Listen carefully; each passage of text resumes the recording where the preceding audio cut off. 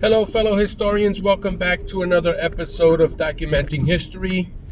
If you landed on this channel, the purpose of this channel is to record history for future generations by recording or uploading a daily snippet of 1010 Wins news broadcasts.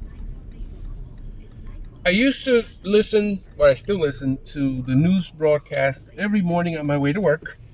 About a couple years ago, I decided to upload the snippets of the news and record them for future generations to listen to. And so I did that on my main channel for a few years. I started this channel in April. 24 hours a day. The News Watch never stops.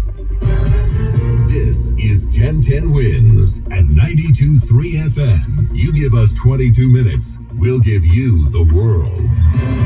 Good morning. We're at 56 degrees at 7:40 on this Tuesday, October 29th. I'm Scott Stanford, and here's what's happening. 1 week to go before Election Day. Kamala Harris gives her closing message tonight. She'll do it at the site of Donald Trump's January 6th Stop the Steal rally.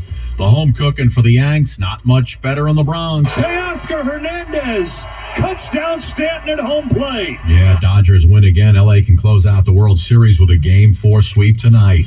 As lithium-ion batteries continue to cause fires here in the city, firefighters and federal officials get together to figure out how to battle the battery blazes. Hundreds of New Yorkers turning out yesterday to remember and honor the families, victims, and remaining Hamas hostages from the October 7th attack in Israel.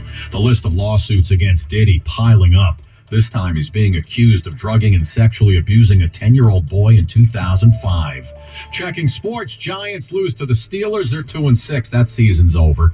Knicks lost to the Cavs last night. AccuWeather, clouds and sun should be around 64 degrees today. Winds News Time, 7:41. Traffic and transit back out to the roads. What do you see, Karen Stewart? All right, we got a bunch of big things going on here. First, here in the city, eastbound 34th Street is closed at 8th Avenue. 34th at 8th is shut down. We have a disabled tractor trailer there. Take 36th Street or 30th Street instead. Again, there is no 34th Street at 8th Avenue. It's closed with a disabled tractor trailer. In the Bronx, the northbound Deacon just past Willis Avenue, we've got a broken down vehicle on the right lane, and the southbound Bruckner approaching the RP Triborough also has a disabled tractor trailer, and the right lane is blocked. Now, the Jackie Robinson Parkway westbound is very heavy to Woodhaven Boulevard. There's an accident there. The right lane's closed, in which you hear the George.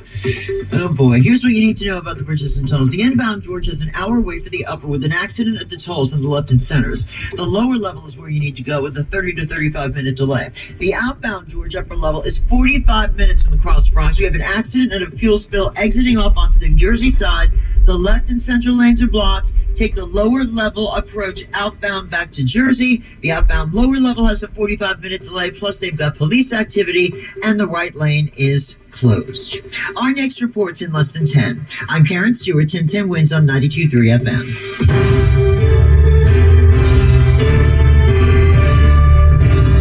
Well, Kamala Harris set to give the closing argument of her presidential campaign at the Ellipse tonight. That's the site of Donald Trump's Stop the Steal rally on January 6th.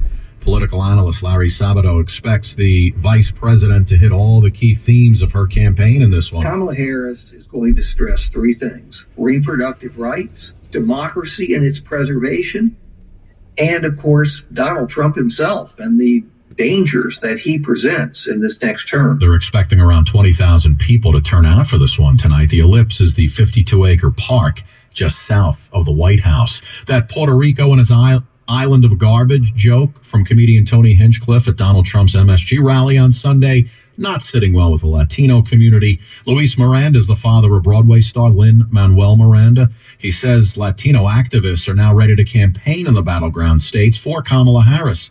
Mr. Miranda, who's the chairman of the Latino Victory Fund in the Big Apple, spoke to ABC News after the Trump rally.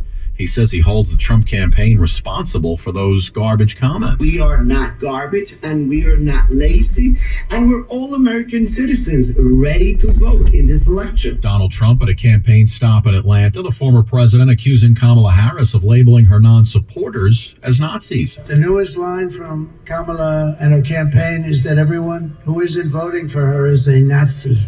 We're Nazis. You know, years ago, my father, I had a great father, he's a tough guy. He used to always say, never use the word Nazi, never use that word. And he'd say, never use the word Hitler, don't use that word. It's like, I didn't even know why, don't use that word. And then I understood it. Donald Trump's former top advisor, Steve Bannon, has gotten his get-out-of-jail card. Mr. Bannon was released this morning from the federal prison in Danbury. This is Bannon before going in back in July. I am proud to go to prison.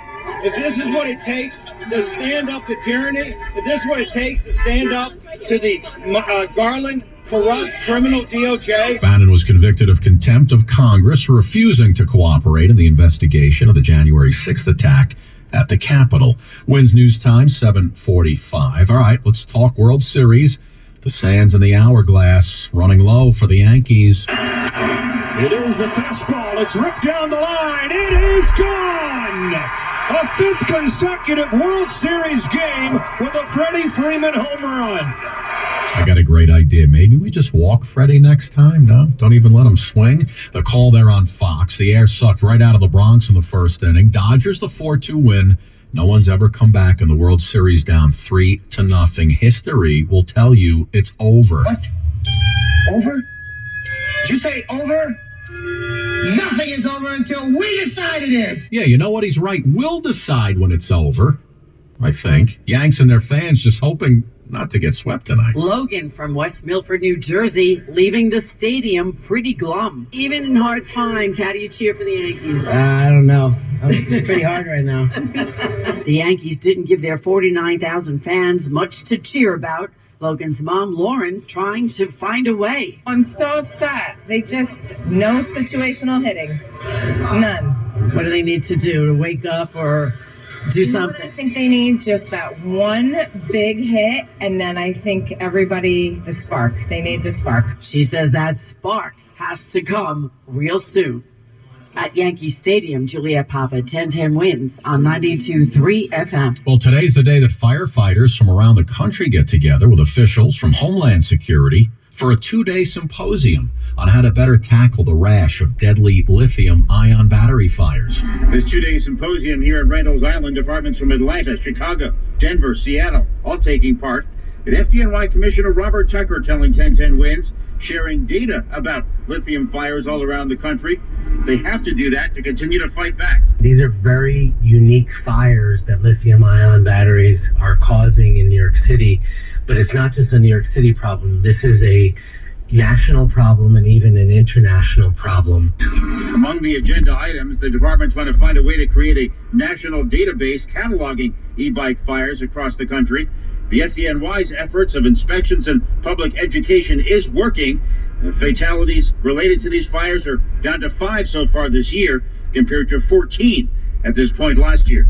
Glenn Schuck, 1010 Wins, 92.3 FM on Randall's Island. Well, hundreds of New Yorkers commemorated the October 7th massacre in Israel, which on the Hebrew calendar took place last week on the Jewish holiday of Simchas Torah. They are vowing to never forget the pain and the suffering Jewish families have experienced, along with the 100-plus hostages who are still in captivity. The ceremony began with a moment of silence as Jewish New Yorkers stood side by side, vowing to never forget October 7th, which many here consider the darkest day in history since the Holocaust. Ophir Akunis, the Consulate General of Israel in New York, urging everyone to keep the hostages in their prayers. We will never forget what the monsters of Hamas did to our children. And we will never forget and we will never forgive. We heard firsthand from Mia Shem, who was held captive by Hamas, recalling her experience in captivity for 55 days. Though Mia is released more than 1 year later, dozens of people remain in Gaza, being held hostage by Hamas, including at least 7 American citizens. Mary Lynn Buckley, 1010 Wins on 92.3 FM on the Upper East Side.